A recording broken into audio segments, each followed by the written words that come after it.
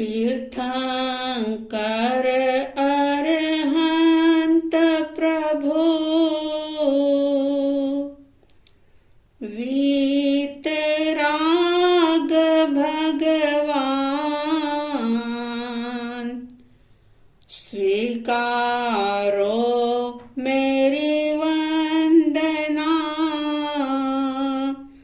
भवतारक जलयान परमेष्टि की वंदना शमन करे भवताप स्मरण मनन से चेतना जागे अपने आप। श्रद्धालु जिज्ञासु श्रोताओं, पर्वाधिराज पर्युषण पर्व का आज 5वां दिवस प्रारंभ हुआ। इस 5वें दिवस की आप सभी को साध्वी द्वय की तरफ से हार्दिक हार्दिक शुभकामनाएं, मंगल कामनाएं कि ये दिन आपको अंतर्मुखी बनने में सहयोगी बने। आप अंतर्मुखी बनने की साधना की दिशा में आगे बढ़े और भीतर के आत्मा के आनंद का अनुभव करें। बहुत ही सौभाग्य है आपका और हमारा कि हमें जिन शासन मिला, जिन धर्म मिला, अगर हम संसार के हजारों लाखों वर्ष का इतिहास भी अगर हम देखें और अगर हम उसे पढ़ें तो हमें ये ज्ञात होगा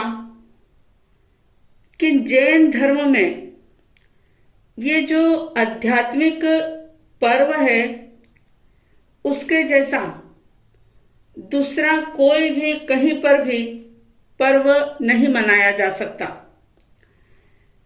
कई जगह ऐसी है जहां पर लोग तलवार की पूजा का यानी शस्त्र पूजा का पर्व होता है उसे मनाते हैं।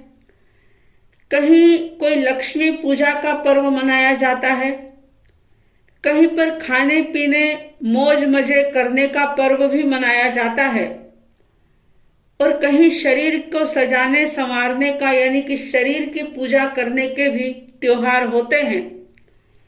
लेकिन ये पर्वाधिराज पर्युषण पर्व जो इन सब से ऊपर उठा हुआ है, शरीर और इंद्रियों से भी ये आगे बढ़ा हुआ पर्व है। ये भौतिक ऐश्वर्य विलास का पर्व नहीं, ये आत्मा का पर्व है।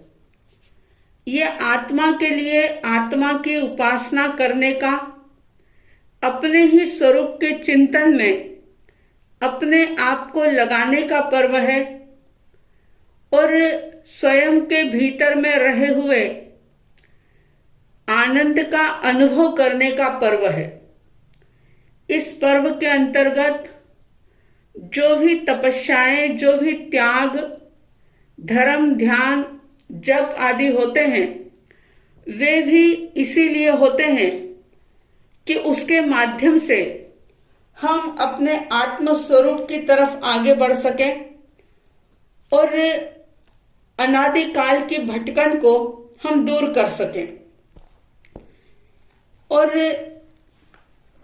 इस मार्ग में आगे बढ़ने के लिए हमारे सामने उन 90 महान आत्माओं का वर्णन करने वाला ऐसा अंतगढ़ दशा सूत्र जिसका कि स्वाध्याय हम कर रहे हैं,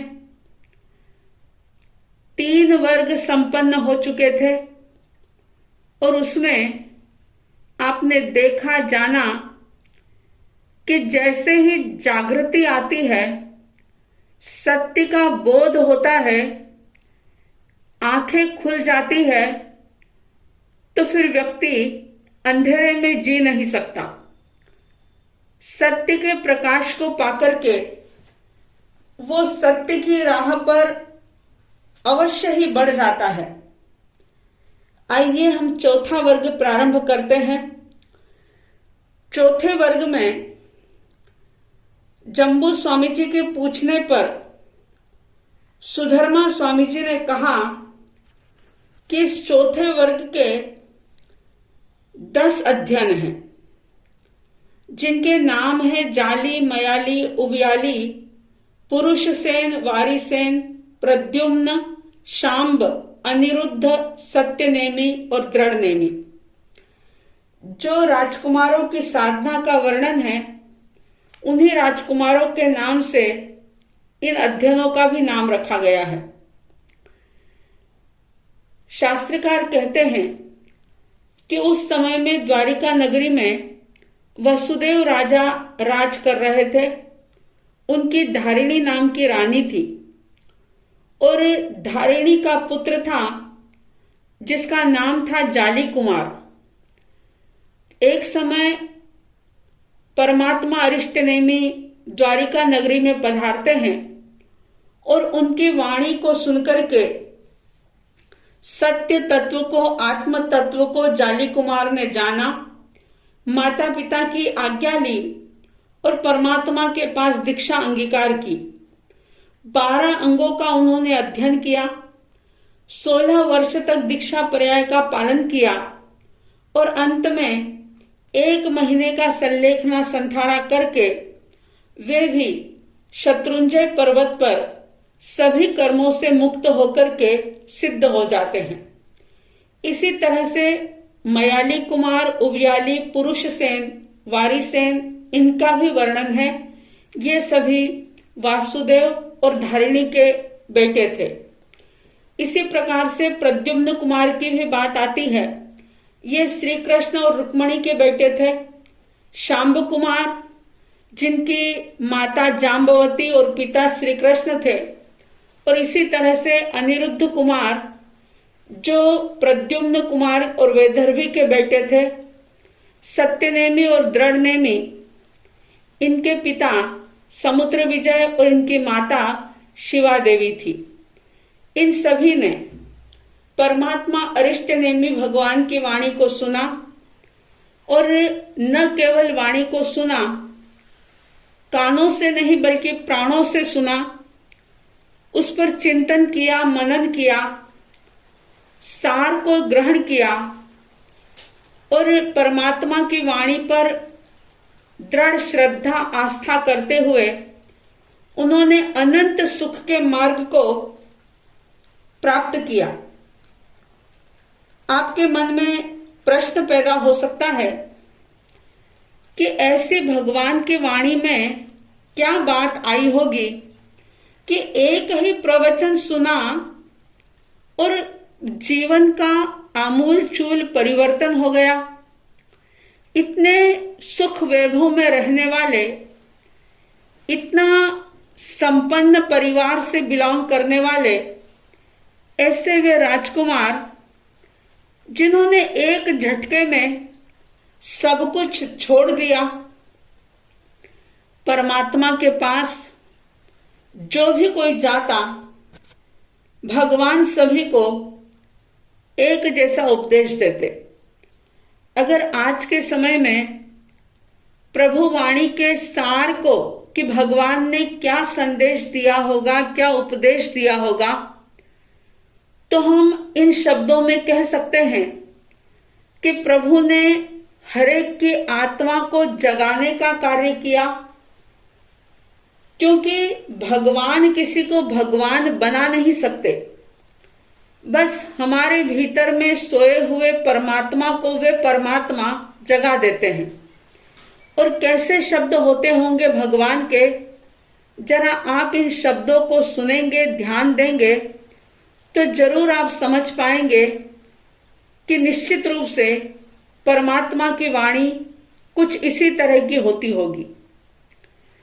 परमात्मा कहते हैं, न केवल उन राजकुमारों के लिए अंतगढ़ सूत्र में वर्णित चरित्रों के लिए ये बात नहीं, आपके हमारे सबके भीतर को झकझोर देने वाली, जगाने वाली ऐसी प्रभु की वाणी कहती है, जाग चेतन, जाग चेतन, स्वयं को पहचान। जाग चेतन, जाग चेतन, स्वयं को पहचान। सिंह है तू, सिंह है तू, भेड़ मत बन, दूर कर अज्ञान। जाग चेतन, जाग चेतन, स्वयं को पहचान। दूध में नवनीत जैसे, खुशबू जैसे फूल, खुशबू जैसे फूल, तेरा प्रभु तुझ में बसा है, तू गया है भूल, तू गया है भूल। अपदी वो बन जा चेतन, झलकेगा सब ज्ञान। जाग चेतन, जाग चेतन, स्वयं को पहचान। इस प्रकार का संदेश परमात्मा सभी को देते हैं। जैसा कि आप जानते हैं कि माचिस की जो तीली होती है उसमें जलने की सामर्थ्य तो होती है, लेकिन वह तीली जब तक उसको घर्षण नहीं लगता, जब तक उसका घर्षण नहीं किया जाता, तब तक उसमें योग्यता होने के बावजूद भी वो जल नहीं पाती। अगर माचिस की पेटी को 6 महीने तक भी कोई अपने घर में रख ले, दुकान में रख ले, तो पड़ी पड़ी वो माचिस जलती नहीं। जैसे ही उसकी तीली को रगड़ लगती है कि वह जल जाती है, ठीक इसी प्रकार से परमात्मा बनने का सामर्थ्य, सर्व दुखों से मुक्त होने का सामर्थ्य आप में, हम में, सब में है। बस प्रभु वाणी की रगड़ लगाने की जरूरत है। जैसे ही भगवान की वाणी की रगड़ हमको लगती है, कुछ चिंतन मंथन होता है, उस वाणी को हम अपने साथ जोड़ते हैं, तो अवश्य ही जीवन में बदलाव आता है, परिवर्तन आता है। तो इस प्रकार की वाणी को सुनकर 10 ही राजकुमारों ने दीक्षा ले ली और इस प्रकार से चौथे वर्ग के 10 अध्ययन संपन्न हो गए। अब 5वां वर्ग प्रारंभ करते हुए सुधर्मा स्वामी जी ने कहा कि परमात्मा महावीर ने 5वें वर्ग के 10 अध्ययन कहे हैं। अब तक का जो भी आपने सुना 4 वर्गों में, वो सभी पुरुष साधक की बात आई। अब इस 5वें वर्ग में स्त्री साधक, महिला साधिका की बात इसके अंदर आती है। और ये भी कोई साधारण परिवार की महिलाएं नहीं, वासुदेव श्री कृष्ण जी की रानियां और उनकी बहुएं, उनका वर्णन इस 5वें वर्ग के अध्ययन के अंदर किया गया। 10 अध्ययनों के नाम पद्मावती, गौरी, गांधारी, लक्ष्मणा, सुसीमा, जाम्बवती, सत्यभामा, रुक्मणी, मूलश्री और मूल दत्ता। इसमें 8 तो श्री कृष्ण जी की रानियां थी और मूलश्री और मूल दत्ता जो है ये उनकी पुत्र वधुएं थी। तो इस प्रकार से शास्त्रकार इसमें कहते हैं कि भगवान अरिष्टनेमि एक बार जब उनका पदार्पण द्वारिका नगरी में होता है तो अरिष्टनेमि परमात्मा की धर्म देशना सुनने के लिए, उनके दर्शन करने के लिए, उनको वंदन करने के लिए वासुदेव श्री कृष्ण जी की पट्टरानी जिसका नाम पद्मावती था, बड़ी ही प्रसन्न मन से अपने धर्म रथ पर आरूढ़ होकर के परमात्मा के चरणों में पहुंचती है। भगवान सभी को चेतना जागृत करने की ही बात कहते हैं, जड़ चेतन का भेद करने की ही बात कहते हैं और उन्होंने वैसी ही धर्मदेशना पद्मावती रानी आदि को भी दी और धर्मदेशना सुनकर के सारे लोग अपने अपने घर चले जाते हैं। लेकिन श्री कृष्ण वासुदेव जो परमात्मा को वंदन करते हैं और देशना संपन्न होने के बाद भी, यानी दिव्य ध्वनि खत्म हो जाने के बाद भी वे भगवान के पास बैठते हैं और अपनी जिज्ञासा का समाधान करने के लिए एक जिज्ञासा प्रस्तुत करते हैं। वो एक सवाल करते हैं भगवान से कि हे भगवान, ये जो 12 योजन लंबी और 9 योजन चौड़ी साक्षात देवलोक के समान इतनी सुंदर ये जो द्वारिका नगरी है, इसका विनाश किस कारण से होगा? ध्यान दीजिएगा इन बातों पर। देखिए, उन्होंने ये नहीं पूछा कि प्रभु द्वारिका नगरी का विनाश होगा या नहीं होगा, क्योंकि ये वो जानते थे कि हर चीज बदल रही है, चाहे वो शरीर हो, चाहे वो संयोग हो, चाहे वह नगर हो, संघ हो, समाज हो, कोई भी वस्तु क्यों न हो, हर वस्तु बदल रही है। अगर इंसान है तो वह भी प्रतिक्षण जन्म के साथ ही मृत्यु की तरफ आगे बढ़ रहा है। अगर कोई जड़ वस्तुएं हैं तो वह भी विनाश की ओर, नष्ट होने की तरफ आगे बढ़ रही है। और इसीलिए आप और हम देखते भी हैं कि नई चीज, चाहे उसका उपयोग करो या ना करो, धीरे धीरे पुरानी हो जाती है, उसकी चमक दमक कम हो जाती है और एक समय ऐसा आता है कि वो नष्ट हो जाती है। श्री कृष्ण वासुदेव ने जब ये बात पूछी कि इसका विनाश किस कारण से होगा, इसका मतलब ये कि उनको इतना बोध निश्चित रूप से था कि द्वारिका नगरी आज चाहे देवलोक के समान सुंदर दिख रही हो, मगर इसका विनाश निश्चित रूप से होगा ही। अगर ये ज्ञान इंसान अपने जीवन में उतार ले कि हर संयोग परिवर्तनशील है, हर वैभव नष्ट होने वाला है, जो सूर्य उगा है वो निश्चित रूप से अस्त होगा। अगर इस बात की जानकारी हो, पक्की श्रद्धा हो, तो फिर कोई भी वस्तु का परिवर्तन, व्यक्ति का परिवर्तन इंसान को दुखी नहीं कर सकता, उसकी शांति भंग नहीं कर सकता।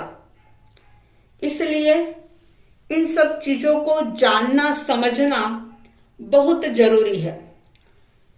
परमात्मा ने श्री कृष्ण जी की बात को सुनकर के उन्होंने कहा कि ये इतनी सुंदर जो द्वारिका नगरी है उसका विनाश शराब, अग्नि और द्वीपायन ऋषि के निमित्त से होगा। एक बात और जानने जैसी कि साक्षात तीर्थंकर परमात्मा श्री कृष्ण के सामने बैठे हैं। ऐसे तीर्थंकर भगवान जिनका ज्ञान भी असीम है, जिनका बल भी असीम है, अतुलनीय जिसका बल है, श्री कृष्ण जी ने भगवान से ये प्रार्थना नहीं की कि भगवान मुझ पर कृपा करो, मेरी इस द्वारिका नगरी को आप बचा लो।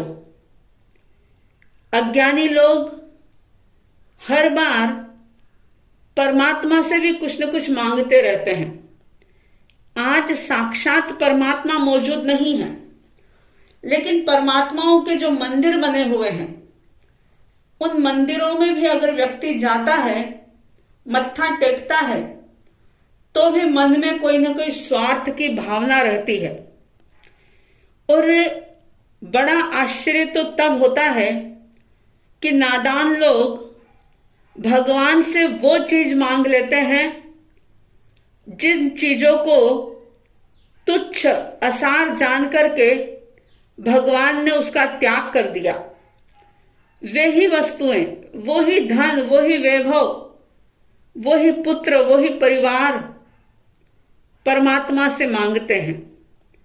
कैसी विडंबना है कि जिसको बंधन समझ करके भगवान ने छोड़ा, जिस चीज के अंदर उनको सार नजर नहीं आया और उन्होंने समस्त संसार का त्याग कर दिया, ऐसे त्यागी वैरागी भगवान से भी लोग ऐसी ऐसी चीजें मांग लेते हैं और भगवान के साथ भी सौदेबाजी कर लेते हैं कि अगर मेरा ये काम हो गया, आपने अगर मेरा ये काम कर दिया तो मैं सोने का छत्र चढ़ा दूंगा, मैं चांदी का छत्र चढ़ा दूंगा, वेदी बनवा दूंगा, कोई बड़ी पूजा करवा दूंगा। बताइए कैसी अज्ञानता का ये सारा खेल चल रहा है और किस प्रकार से व्यक्ति अपने आप को ठग रहा है। इस बात को सुनकर के, यानी श्री कृष्ण जी का ये जो प्रसंग है, इसको सुनकर के इतना अवश्य जीवन में संकल्प करें कि किसी भी धार्मिक स्थल पर जाएंगे, निस्वार्थ भाव से जाएंगे, कम से कम विरागी परमात्मा से, वीतरागी परमात्मा से राग की कोई वस्तु नहीं मांगेंगे, संसार की कोई वस्तु नहीं मांगेंगे। ऐसा अवश्य ही निश्चित करना चाहिए, संकल्प करना चाहिए। जब भगवान ने ये बात कही कि इस प्रकार से द्वारिका नगरी का विनाश होगा, तो श्री कृष्ण जी विचार करते हैं कि देखो, धन्य है उन जाली, मयाली, उयाली आदि कुमारों को जिन्होंने संयम लेकर के अपनी आत्मा को पवित्र किया, मोक्ष मार्ग की दिशा में वे आगे बढ़ गए।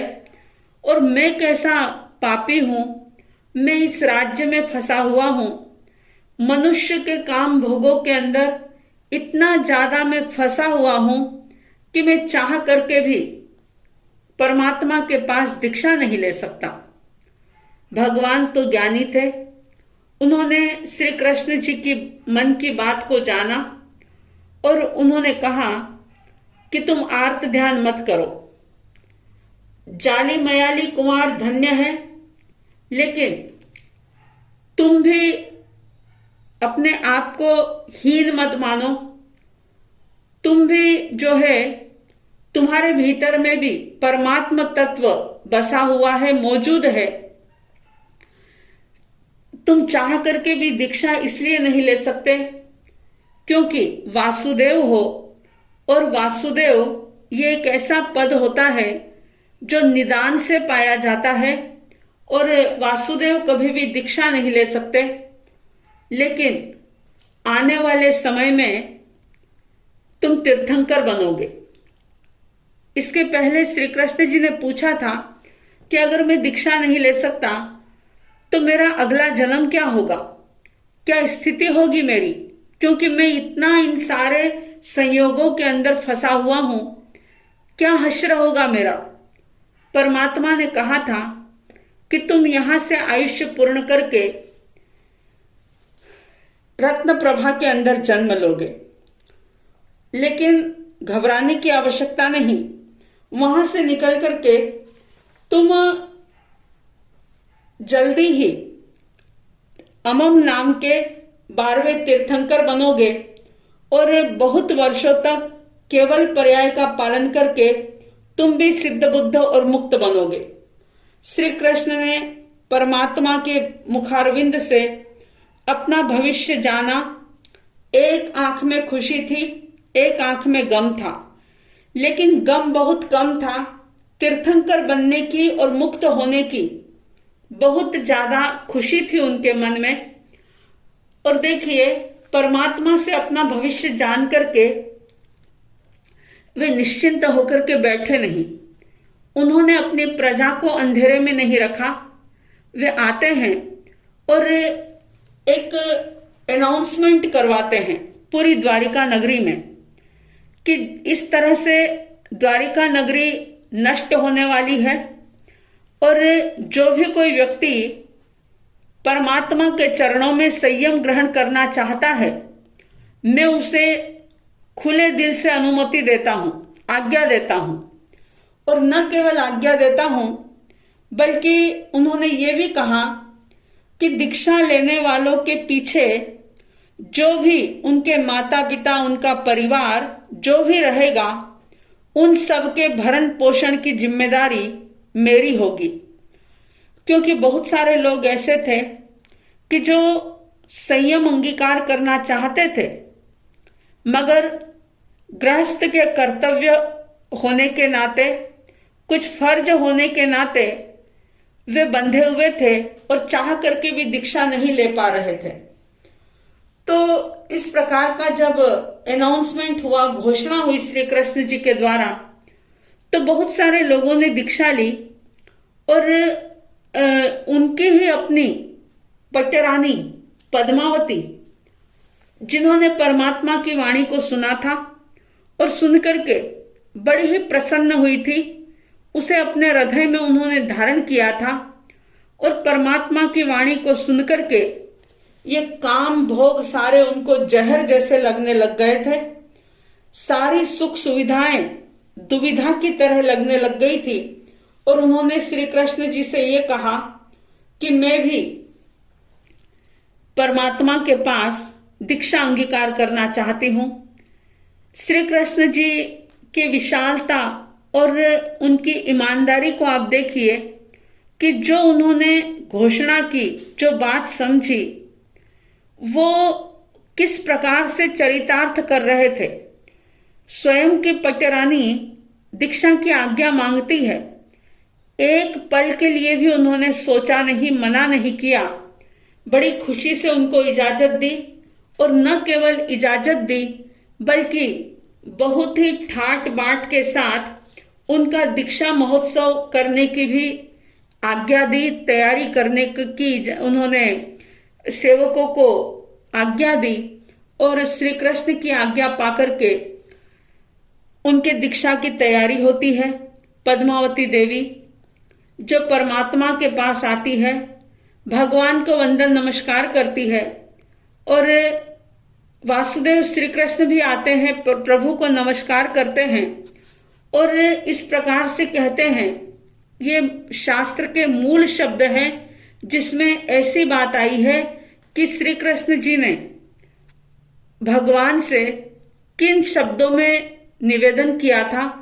वो कहते हैं कि हे भगवान, ये पद्मावती देवी जो मेरी पट्टरानी है, और न केवल पट्टरानी है बल्कि मुझे बहुत प्रिय है, इष्ट है, कांत है, मेरे मन के अनुकूल कार्य करने वाली है, सुंदर है।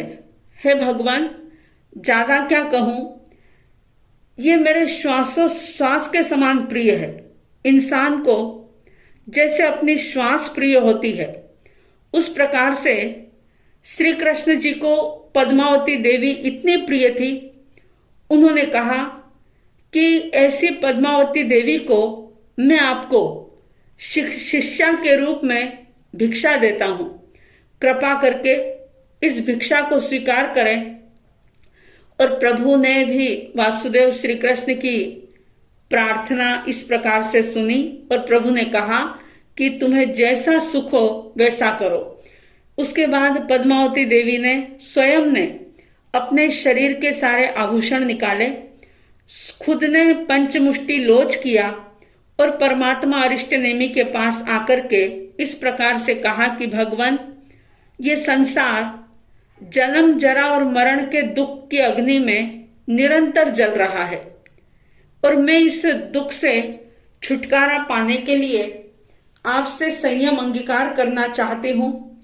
आप मुझे चारित्र धर्म अंगीकार करवाइए।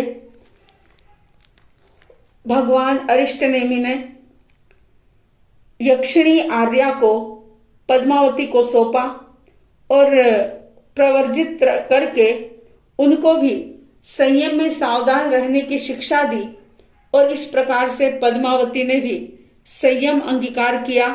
दीक्षा लेने के बाद सामायिक आदि 11 अंगों का अध्ययन किया। उपवास, बेला, तेला, चोला, पचोला महीने महीने तक की उन्होंने अनेक प्रकार की तपश्चर्या की और पूरे 20 वर्ष तक चारित्र पर्याय का पालन किया। अंत में 1 महीने का संलेखना संथारा करके जिस भावना से, जिस उद्देश्य से उन्होंने संयम अंगीकार किया था, सारे कर्मों को क्षय करके उसी जन्म में सिद्ध बुद्ध और मुक्त पद को प्राप्त किया। इस प्रकार से ये 5वें वर्ग का पहला अध्ययन संपन्न होता है और इसी प्रकार से आगे के 9 अध्ययन, जैसा कि मैंने नाम बताए थे, गंधारी, लक्ष्मणा, सुसीमा, जाम्बवती, सत्यभामा, रुक्मणी, ये सब भी पद्मावती की तरह ही दीक्षा लेकर के साधना करके सिद्ध बुद्ध और मुक्त होती है। और इसके आगे जो 9वें अध्ययन के अंदर बताया कि श्री कृष्ण वासुदेव के बेटे और जाम्बवती के पुत्र जिनका नाम शांभ कुमार था, शांभ कुमार की पत्नी थी मूलश्री, उसने भी संयम अंगीकार किया और इसी तरह से मूल दत्ता ने भी वासुदेव श्री कृष्ण की आज्ञा लेकर के, क्योंकि इनके पति ने पहले ही दीक्षा ले ली थी, तो इन्होंने श्री कृष्ण वासुदेव की आज्ञा ली और दीक्षा ली। दीक्षा लेकर के अध्ययन किया, तप के द्वारा समस्त कर्मों की निर्जरा करके वे भी सिद्ध बुद्ध और मुक्त होती है। इस प्रकार से 5वें वर्ग के 10 अध्ययन के साथ साथ ये 5वां वर्ग भी संपन्न होता है। आप सब इन शास्त्र की बातों को सुनकर के अपने जीवन में विचार करें, संयोगों को शाश्वत ना समझें। हर चीज बदलने वाली है, इसलिए किसी भी नष्ट होती हुई चीज को देख करके या बदलने वाली वस्तु को देख करके दुखी ना हो, बल्कि ये समझें कि ये संसार का स्वभाव ही ऐसा है, यहाँ हर पल परिवर्तन हो रहा है। इसलिए परिवर्तन से घबराना नहीं, बल्कि अपने आप को सजग और सावधान करते हुए मोक्ष मार्ग में आगे बढ़ना है। इन्हीं शुभ मंगल भावनाओं के साथ जय प्रभु महावीर, जय गुरु आनंद।